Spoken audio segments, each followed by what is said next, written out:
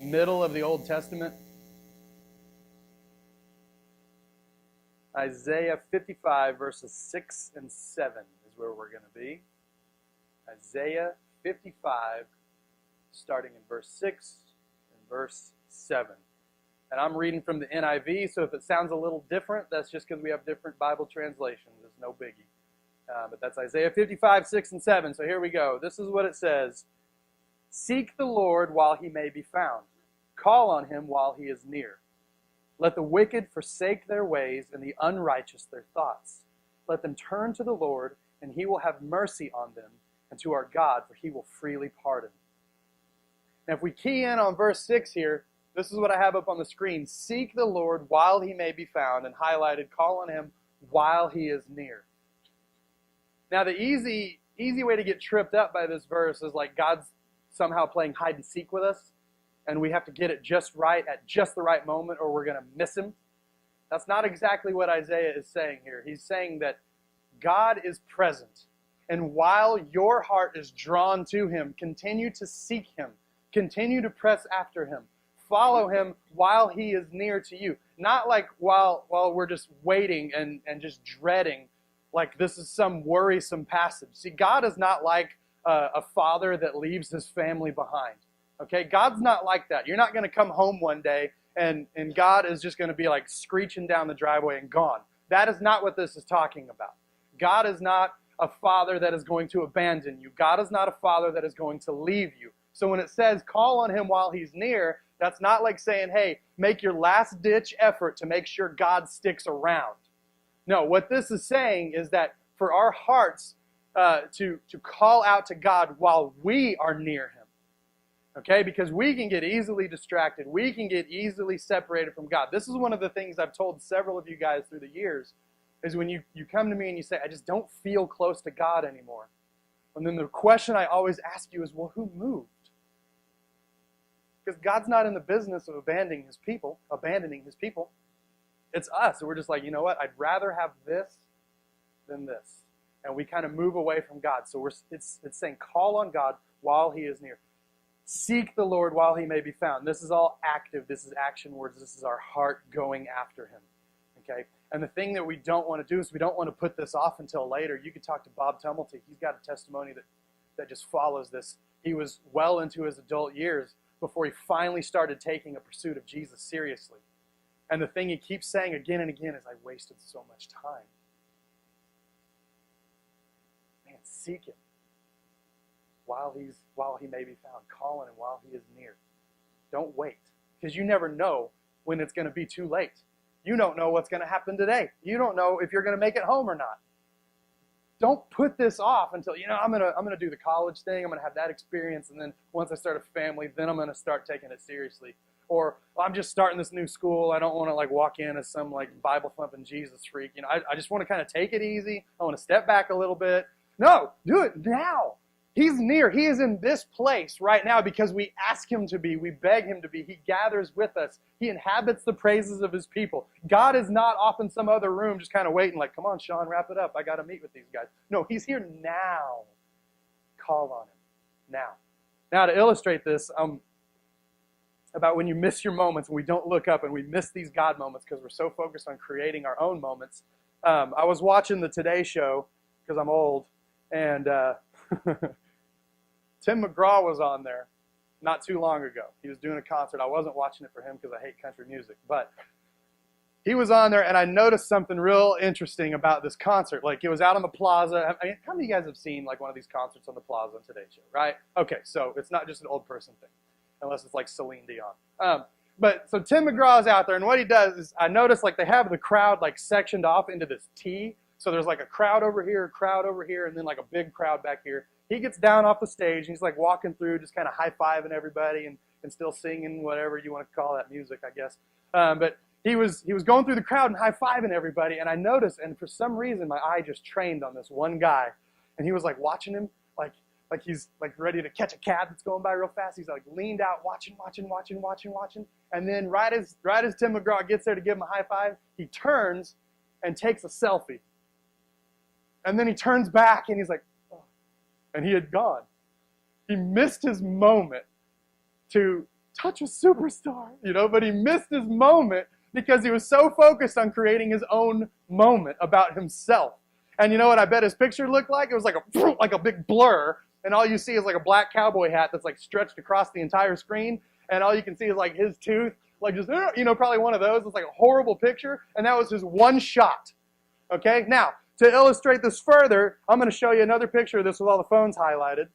Oh my goodness, look at that. See, everybody's like, and look at this girl right here especially. This girl right here, that's her phone, okay? So what she's doing is she's like, Tim McGraw, oh my gosh, I'm there, and she's totally missing it because he's about to walk past her too. Everybody's got their phones out trying to film this thing happening instead of being in the moment. He is near. You could reach out and touch him right in the tooth because you didn't see that coming, all right? But he is here. He is near, and God is the exact same way. He is here in the crowd where you are, wanting you just to reach out and touch him. But instead, we're so focused on broadcasting our own small stories that we miss it completely. And when we turn around, it's like, oops, I was way too distracted. So think about this. If we're busy making moments for ourselves, and we can miss that most important transformational moment with God. I mean, think back. I want you to do this. Think back to a time when you knew that God was near. Like just try to picture it. Was it a night of impact? Was it Tulsa Missions? Was it at New Life Ranch recently? A time that you knew God was near and you could just feel that freedom and that joy and that release because you knew he was there. You got it? And if you don't, that's cool. We'll create more moments for that this year so you can. But if you have that in your mind, think about this. Is that worth trading for another day at the lake? For another playoff game? For another party? Is that worth trading? Let's move on to Jeremiah chapter 29. It's right next to Isaiah. So just flip over a couple pages. Jeremiah 29:13. And then we're also going to do Psalm 119 too. I'm going to put both of these on the screen as well, but it would do you well to learn how to find it in your Bibles also. So Jeremiah 29:13 and Psalm 119:2, but just pick one. They'll both be up here. Here we go. Jeremiah 29:13 says, "You will seek me and find me when you seek me with all your heart." There's that word again, seek. You will seek me and find me when you seek me with all your heart. Does that sound like this is somebody that's distracted can just casually find a transformational moment with God? No. It's not like, oh, he's in the cupboard, found him. No. It's you are seeking him with all your heart. Not just kind of like, I got 10 minutes. You're not going to get transformed like that. You're not going to encounter this transformational experience with God if you're just like, I'll give you a little bit of my time. I mean, I am kind of busy this summer. No, that's not going to happen. Or when school rolls around, I mean, right now, some of you guys are just like up here with your relationship with Jesus because of what's been going on this summer at New Life or on a mission trip or whatever you've been doing. And then school's going to come in and you're going to be like, pre-AP trigonometry, and that kind of thing. It's just going to blow you away. But he's saying, you will seek me and find me when you seek me with all your heart. And then this is the promise from Psalm 119 too. It says, blessed are those who keep his statutes and seek him with all their heart. I highlighted that word blessed or blessed, however you want to say it. So here's the thing. It's not hard to find God. We make it so hard on ourselves sometimes, but it is not hard to find God. His plan has always been to bring his chosen, prized creation, that's you and that's me, home. He wants to bring us home. So if you're coming after him with a whole heart, he's going to make it easy on you to find him. If you're coming with a divided heart, it's going to be kind of like, I want all of you. I'll still accept you, but I want all of you. Psalm 119 calls you blessed if you seek him with all your heart. That's blessed, not burdened. I think a lot of us, we get nervous. Like, if I give Jesus everything, what am I going to have to miss out on? That's a burden that we place on ourselves that is so silly and so weak. But God calls us blessed if we seek Him with all our heart. And you can miss some powerful God moments if your heart is divided, right? If we come in distracted, man, we can miss God moments. If we come in tired even, we can miss God moments. I mean, if you just can't decide when or where or how or even if you want to worship God, it's going to be hard to find Him, and your life will not be blessed by the transformation of meeting with Him. Another illustration of this, when we were in Houston, we were doing worship, and we were singing the song Oceans. You guys know the song that I will call upon your name, that one. Spirit lead me where my trust is without borders. That song, you know that? We were singing that song with like 1,000 teenagers, and I'm just like, this is awesome. It was so cool. Like the moment was so just rich with the Holy Spirit. And what did I do? I got my phone out and I started trying to film it because I wanted other people to experience it. Like even my motivations were good, but my distraction was so real. I was worshiping, and then I need to broadcast this. And I start filming it. And then it was so dark in there that you couldn't see anything, and then my battery died. And that should have been like, okay, I get it. But no, what did I do? I went to Carla. I said, Carla, let me borrow your phone. And so I got her phone out, and I'm trying to film this, and it's so dark you can't see anything or anybody. And it was in like that weird like interlude part where nothing's happening, and then like they brought the lights up, and so I was like, oh, moments passed. I totally botched it because I'm trying to film this thing, and this is kind of what it looks like. When you go to a concert or even when you go to worship, we get our phones out and we just start filming, and we're so focused on, is everything in frame? Am I shaking? No, is it in frame? And we miss it completely. And this is not just like Center of the Universe Festival. This is in worship too. This happens all the time. I just did it a couple weeks ago, where I said, hold on, God, thanks for speaking to me, but I want to capture this for other people to see. This is a huge phone, by the way. I should just do this, all right? But that's what's happening, is we can get so distracted, like, we just miss on God moments because we would rather broadcast them. And the thing that just breaks my heart is we used to raise our hands in worship, and we are so content just raising our phones now. Don't look up. Don't miss Him. I mean, have you ever had one of those moments where God had all of you? Those are hard to come by. Especially where we live. It's so like distracting and busy and all this. But when God has all of you, oh my goodness. He has all your heart, all your attention, all your affection. And here's the thing, I want to give some hope to some of you guys. Because some of you experience this and you go on this spiritual roller coaster throughout the year. You can say, yes, God has had all of me before. And then that fizzles out. If that happens, that doesn't mean you're a hypocrite or a bad Christian. That just means you got distracted. Okay? I did the exact same thing as a teenager. I'm like, yeah, Jesus! Wow! And then I get home and I'm like,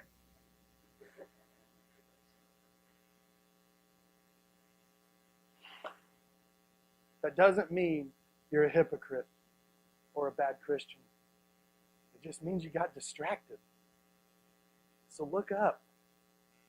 Look up from writing your own story and let God have all of you. Look up from simply broadcasting those God moments like I tried to do to letting them actually transform you. Now here's the last section we're going to read. It's in Matthew chapter 13, verses 10 through 17. I'm going to read it. I highlighted kind of the last part, but I'm going to read this whole section. Matthew chapter 13, first book of the New Testament. So if you're flipping around, you find like a blank page, go one more, and that's Matthew. Matthew 13, 10 through 17.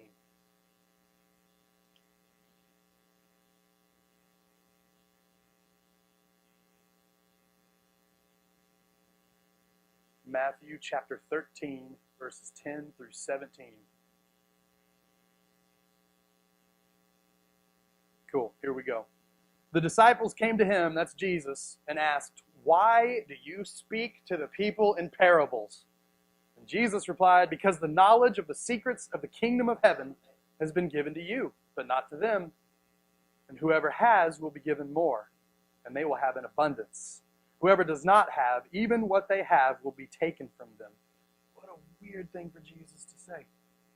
But then he answers their question here. He says, this is why I speak to them in parables. And he's quoting Isaiah.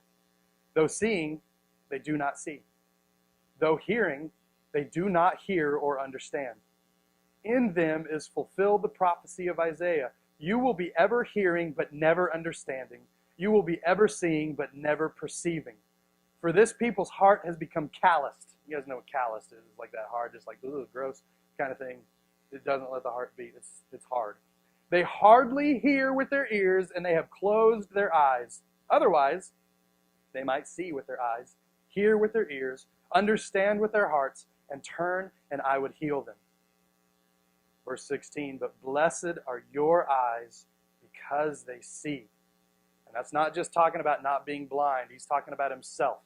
Blessed are your eyes because they see me for who I am. And your ears because they hear. When I teach, you understand what I'm saying to you, that I am the Messiah, etc. And then verse 17, for truly I tell you, many prophets and righteous people longed to see what you see, but did not see it, and to hear what you hear, but did not hear it. So here's the thing. When we talk about the gospel, which is the good news that Jesus Christ came to earth, died on the cross in place of you for your sins, rose again on the third day, ascended back to heaven, is sitting at the right hand of God, and is waiting to come back and take us home. That's good news. You guys hear that every Sunday, every Wednesday, every fall retreat, every Tulsa mission, every tribes devo, every mission trip that we do, every time you're around me or Zach or Anthony or whoever, you hear that message. Okay? But I wonder why we miss those God moments. I wonder why we're like these people sometimes, is that we hear it, but we don't hear it. We see it, we don't really see it. See, the reason Jesus spoke in parables, and basically every rabbi of that time, was so that those who truly desired to follow would seek the true meaning. He made it confusing on purpose so that people would come up to him later and go, what do you really mean by that?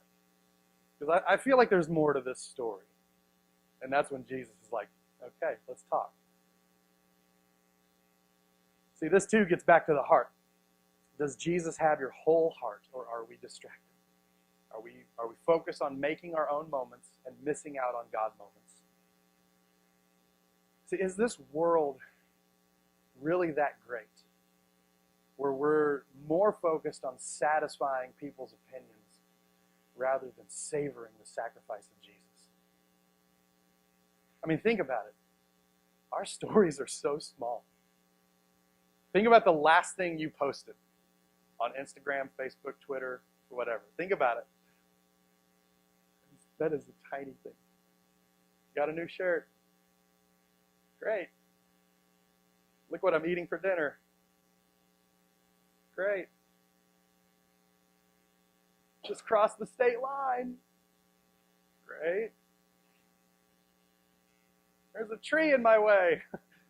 Great. Look at this mosquito. What? You see where we're going? We're broadcasting everything as if it's headline news. Our stories are so small. And what happens in those small stories? We get about 20 or 30 people hit like, and then as they're scrolling on to find something else, right? I do it too. I'm just kind of like, oh, that's neat. Click, click, go.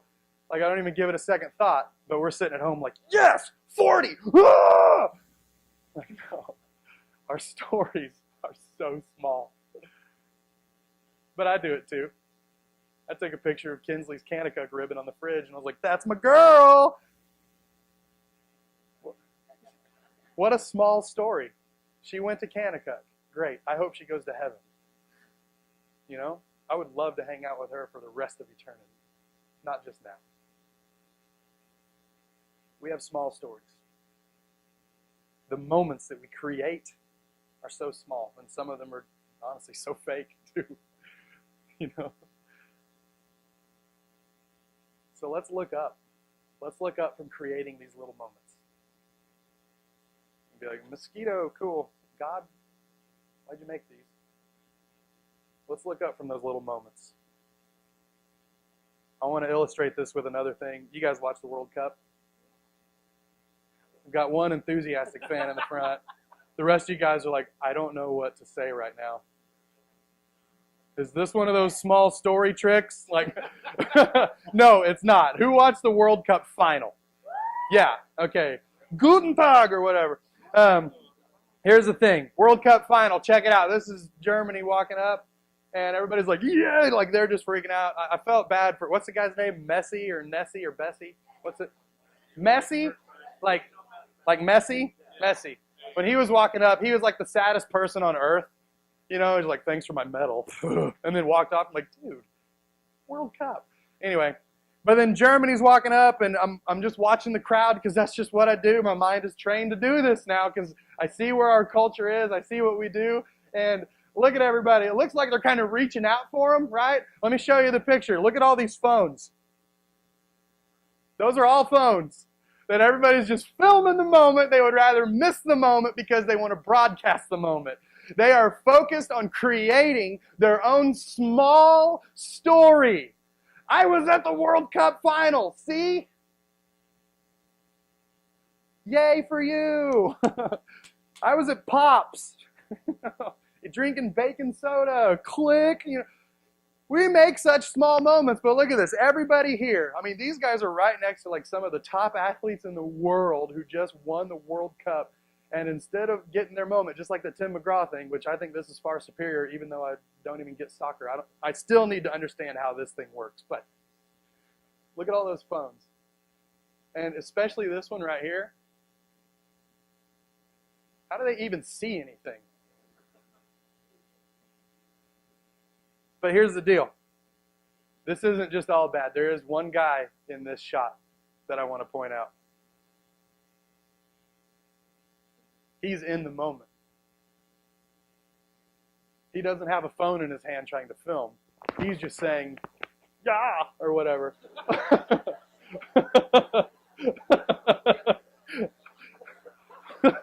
Sprechen Sie awesome, no! That's more Austrian. But this guy, he's in the moment. He's got his program in his hand down here, or his roster or whatever, and he's got his fist in the air, excited. In the moment. It doesn't matter that he has to broadcast a picture that he was there to his friends. 30 of them will go, oh, totes jelly, or whatever they say. He is in the moment. So I'm wondering, who are we going to be? What kind of people are we going to be when it comes to encounters with God? When it comes to opportunities to meet with the Holy Spirit in transformational, life-altering ways. When we come into places like this, are we going to be like this over here, where we're going to get our phones out and be like, oh, Oceans is great, look, woo! Are we going to do that? Or are we going to be like this guy that's in the moment? We're like, I don't care if anybody knows what's being said in this room right now. I am here for Jesus. That's why I'm here, and this is amazing.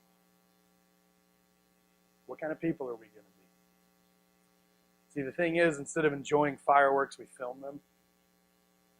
When's the last time we just laid back on a blanket and watched fireworks instead of like kind of put that right there and keep checking? Like, ooh, that was a good one. I'm going to watch this again later. Instead of enjoying a concert, we film it. It used to just be the lighter. Now it's, like this is not good quality. Instead of enjoying a van ride on a youth trip, we selfie ourselves to death. Like, you know what you're kind of communicating when you selfie yourself on a youth trip? Nobody else on this trip matters but me. See how much fun I'm having? Could it be? See how much fun we're having? See, our dying world longs to see the hope of Jesus that you have seen and hear the hope of Jesus that you have heard. So look up. Be present when and where God is moving. I mean, how tragic to miss a God moment because we want to broadcast it instead. This guy's in the moment. So as we wrap this up, see, God is not hard to find. He desires to transform you in meaningful ways. Look up. Don't miss it. Don't miss Him. Because the goal of our worship is not just to have an experience. The goal of our worship is God Himself.